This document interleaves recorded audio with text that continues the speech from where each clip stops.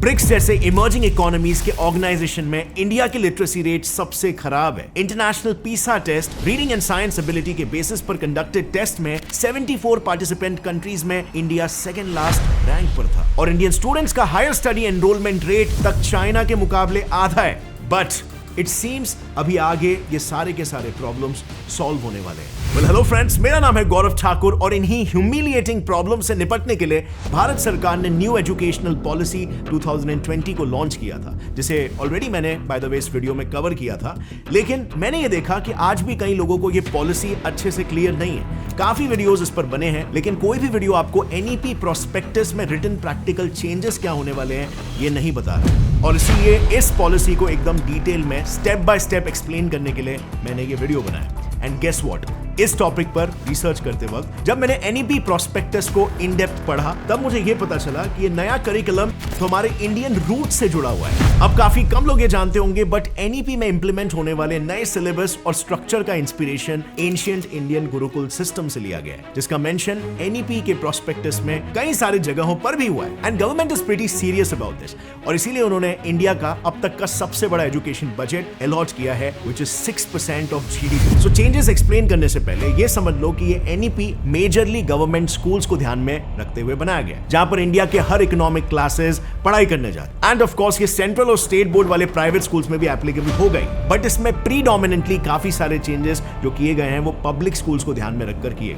तो इस पॉलिसी के according 10th and 12th board exams के पुराने स्ट्रक्चर को रिप्लेस करके उनकी जगह पर नए मल्टी डाइवर्स एक्सपेरिमेंटल यानी कि प्रैक्टिकल स्किल बेस्ड एजुकेशन को इंट्रोड्यूस किया गया। ऑल इन ऑल एक प्रैक्टिकल एजुकेशन सिस्टम। आज तक चले आ रहे ऐसे 10+2 एजुकेशन सिस्टम को अब 5+3+3+4 के नए स्टेज मॉडल में ट्रांसफॉर्म किया गया है, जिसमें पहले 5 साल प्री स्कूल से सेकेंड ग्रेड तक का फाउंडेशनल स्टेज होगा, यानी कि play group, junior KG, senior KG, first and second standard तक। अगले 3+3 साल ग्रेड 3rd से 5th और ग्रेड 6 से 8 तक होगा, जिसे प्रिपेरेटरी या मिडिल स्टेज कहा जाएगा, और आखिरी स्टेज सेकेंडरी ग्रेड 9 से लेकर 12 तक का होगा। अब इस करिकुलम के पहले स्टेज यानी कि फाउंडेशनल स्टेज से अगर शुरुआत करें तो इसमें पहले 3 साल प्री स्कूल है, जिसे विद्या प्रवेश का भी नाम दिया गया है। अब इस स्टेज में जो सबसे मेजर चेंज आया ना, वो ये है कि इससे पहले इंडिया के गवर्नमेंट स्कूल्स में टॉय बेस्ड प्ले ग्रुप बिल्कुल भी नहीं था और अक्सर जूनियर केजी में बस बेसिक कम्युनिकेशन जैसे अल्फाबेट्स, नंबर वगैरह ही सिखाए जाते थे। लेकिन न्यू फॉर्मेट में प्री स्कूल के फर्स्ट ईयर से ही टॉय बेस्ड लर्निंग शुरू हो जाएगा और इसमें भी गवर्नमेंट ने एंशिएंट इंडियन गेम्स जैसे चॉपर्ड, स्नेक्स एंड लैडर, लूडो को बच्चों के लिए कंपलसरी कर दिया है, जिससे बच्चों का एंटरटेनमेंट के साथ साथ एक ब्रेन कॉग्निशन और स्ट्रेटेजाइजिंग एबिलिटी भी इंप्रूव हो। अब इन गेम्स में थोड़ा और डिटेल में जाते हुए प्ले ग्रुप सेक्शन में सिंपल पजल्स और pattern tracing based brain tickling activities को भी इंक्लूड किया गया। इससे बच्चों में प्रैक्टिकल नॉलेज, क्यूरियोसिटी और प्रॉब्लम सॉल्विंग एटीट्यूड भी डेवलप होगा। सो बेसिकली इस लेवल पर गवर्नमेंट ने प्री स्कूल में सारे टेक्स्ट बुक्स को हटाकर फिजिकल टॉयज पर ज्यादा फोकस किया है और ये जितने भी गेम्स, टॉयज और आगे जितने भी चैप्टर्स मैंने मेंशन किए हैं वो सारे एनईपी 2020 के ऑफिशियल डॉक्यूमेंट से लिए गए। ये चेंजेस आने वाले हैं। सो अब नेक्स्ट बात करते हैं फर्स्ट एंड सेकेंड ग्रेड की। इनमें मेजर चेंजेस ये हुए हैं कि अब से बच्चों को 6th स्टैंडर्ड के सब्जेक्ट्स फर्स्ट स्टैंडर्ड से ही सिखाया जाएगा।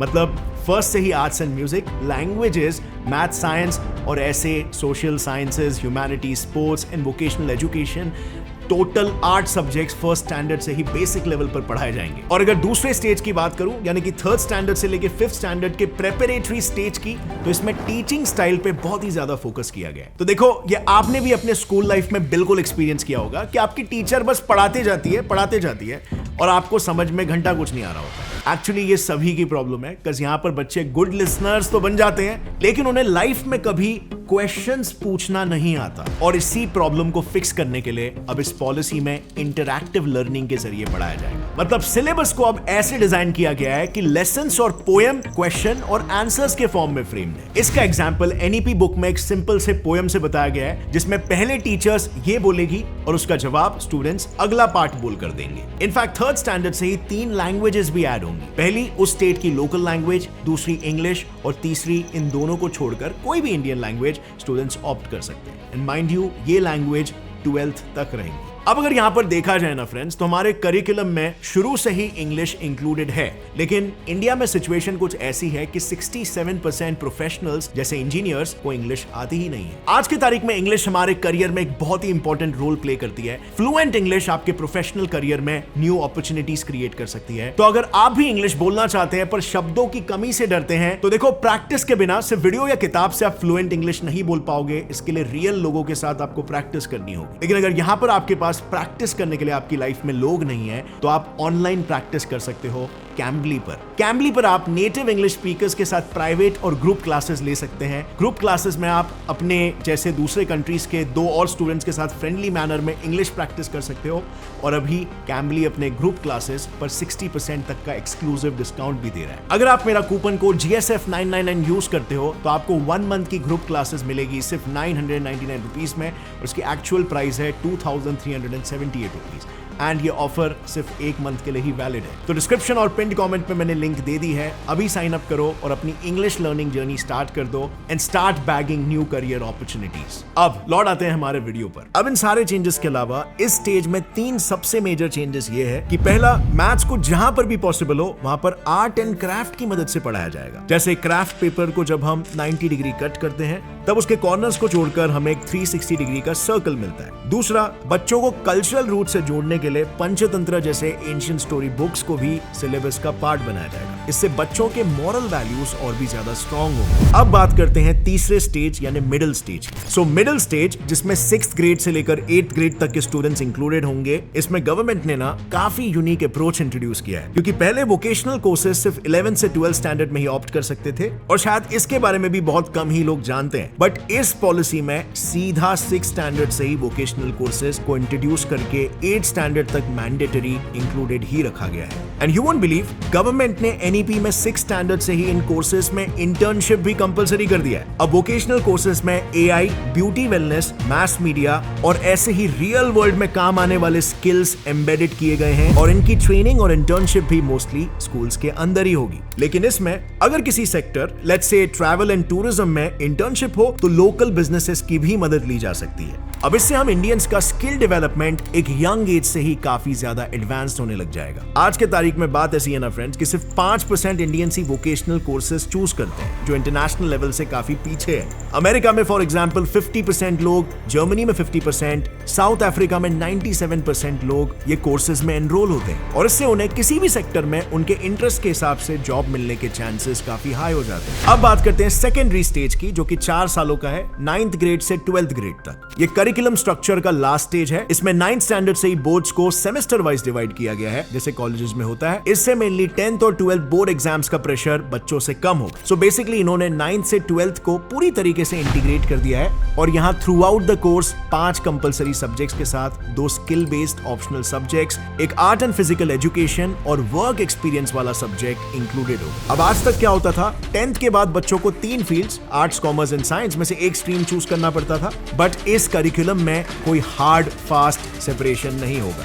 इस 4 साल के पूरे कोर्स में ऐसे टोटल 16 सब्जेक्ट्स पढ़ाए जाएंगे, जिसमें से स्टूडेंट्स अपना मनचाहा सब्जेक्ट चुन सकते हैं। मतलब अब वो फिजिक्स के साथ इकोनॉमिक्स भी पढ़ सकते हैं। और सबसे इंटरेस्टिंग बात तो ये है कि अगर आप कंपलसरी सब्जेक्ट यानी हमारे रेगुलर मैथ्स जैसे सब्जेक्ट में फेल हो जाओगे और स्किल बेस्ड ऑप्शनल सब्जेक्ट में पास हो जाओगे, फिर भी आपको बोर्ड्स में पास कर दिया जाएगा, व्हिच मींस आपके नेचुरल टैलेंट पर, नेचुरल इंटरेस्ट पर अब फोकस किया जाएगा, ना कि आपकी थियोरेटिकल नॉलेज पर। अब फ्रेंड्स, अब बात करते हैं कि ये एनईपी कैसे एंशिएंट इंडियन गुरुकुल सिस्टम पर आधारित है। सो इसे समझने के लिए ना आइए देखते हैं गवर्नमेंट ने इसके क्या 3 खास प्रूफ्स दिए हैं। सो स्टोरी कुछ ऐसी है कि 1820 में ब्रिटिश ऑफिसर थॉमस मुनरो ने मद्रास प्रेसिडेंसी में एक सर्वे किया था, जिसके बाद ये उनके खुद के शब्द थे कि वहां पर ऐसा एक भी गांव नहीं है जहां पर स्कूल्स नहीं थे। ये वही दौर था जब ब्रिटेन की लिटरेसी रेट सिर्फ 40% की थी। उस सर्वेज में यह भी मेंशन था कि गुरुकुल्स में हर किसी को सीखने का मौका मिलता था, irrespective of caste and religion.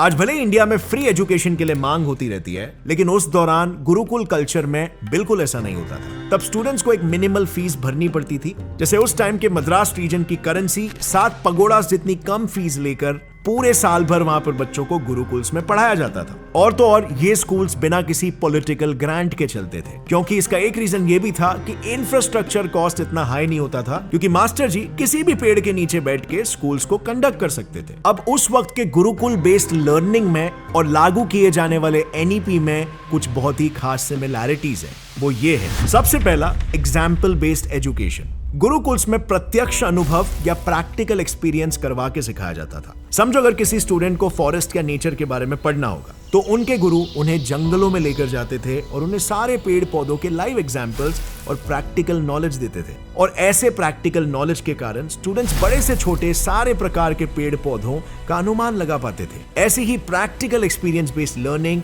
Through out NEP में भी इंप्लीमेंटेड है, जैसे toy based learning for example, और आर्ट से मैथ सिखाना, और ऐसे ही अन्य और एप्लीकेशंस होंगे। अब सिमिलैरिटी का दूसरा प्रूफ है diversified subjects. Now you won't believe, उस दौरान गुरुकुल में काफी डाइवर्सिफाइड सब्जेक्ट्स का चॉइस था, जैसे एस्ट्रोफिजिक्स, केमिस्ट्री, मेडिकल साइंस और ऐसे 18 वोकेशनल कोर्सेज थे। और जैसे आप लोग ने जाना, एनईपी के मॉडल के हिसाब से 6 स्टैंडर्ड से ही 16 डिफरेंट वोकेशनल कोर्सेज इंक्लूड कर दिए जाएंगे। मतलब बच्चों के पास अपने इंटरेस्ट को अच्छी तरीके से एक्सप्लोर करने का मौका होगा। अब तीसरे प्रूफ की अगर हम बात करें तो वो है इंटरैक्टिव लर्निंग। गुरुकुल सिस्टम का एक मेजर यूएसपी था question and answer based learning. गुरु और उनके स्टूडेंट्स के बीच इंटरैक्शन बढ़ाने के लिए डिबेट्स रखे जाते थे। इनफैक्ट इसके बेसिस पर ही स्टूडेंट्स को मेरिट और डीमेरिट मिलती थी। बेसिकली उस वक्त डिबेट्स में तर्क वितर्क करना एग्जाम देने के बराबर था। और एनईपी में भी कहीं ना कहीं यही पैटर्न प्रिपरेटरी स्टेज से ही डिफरेंट चैप्टर्स और पोएम्स के जरिए लागू किया गया। अब इन तीनों के अलावा भी एनईपी और गुरुकुल में कई सारे सिमिलैरिटीज है,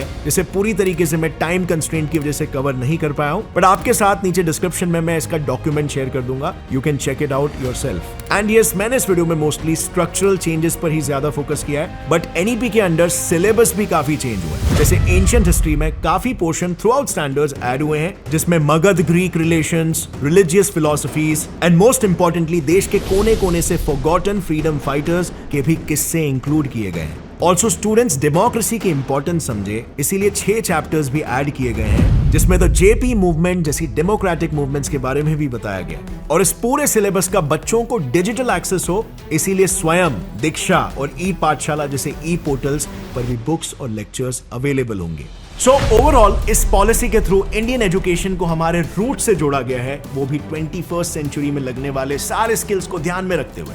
इनका मेन मोटो यही है कि जहां पर स्टूडेंट्स प्रेशराइज होकर पढ़ाई ना करें, वो खुशी से आकर पढ़ने बैठे और अपनी लाइफ में सक्सेसफुल बने। एनईपी के इंप्लीमेंटेशन को लेकर गवर्नमेंट 2025 का टारगेट बना रही है, लेकिन इतने बड़े चेंजेस इतने मैसिव लेवल पर इतनी जल्दी लागू करना थोड़ा सा मुश्किल है, क्योंकि इसके लिए अब तक सिर्फ 2 ही स्टेट्स, कर्नाटक और महाराष्ट्र में ही मेजर इंप्लीमेंटेशन दिख रहा है। तो आपको क्या लगता है फ्रेंड्स, इंडिया की ये न्यू एजुकेशन पॉलिसी इंडिया भर में कब तक लागू होगी? कमेंट्स में लिखना अपना ओपिनियन। बट इस वक्त ना इंडिया में कुछ ऐसे भी इंसर्जेंट्स हैं जो इंडिया को भागों में बांटना चाहते हैं, और इन्हीं को अब क्रश करने हमारे एनएसए अजीत डोवल सर ने एक प्लान बनाया। इस टॉपिक को मैंने इस वीडियो में डिटेल में कवर किया है कि कैसे खालिस्तानी सेपरेटिस्ट को कॉम्बैट करने के लिए इंडिया अपनी चाल खेल रहा है। इसी के साथ ही अगर इस वीडियो से आपको कुछ भी नया सीखने मिला, नया जानने मिला, लाइक जरूर ठोकना। गौरव ठाकुर यूट्यूब चैनल को सब्सक्राइब कर लो और बेल नोटिफिकेशन दबाना, ताकि आगे आने वाली ऐसे इंफॉर्मेटिव वीडियोस आप कभी भी ना मिस करो। और मुझे इंस्टाग्राम पर भी फॉलो कर लो, गौरव जी ठाकुर आईडी है मेरा, वहां पर भी आप अपडेटेड रह सकते हो। See you next time guys, as always stay curious, keep learning and keep growing. जय हिंद।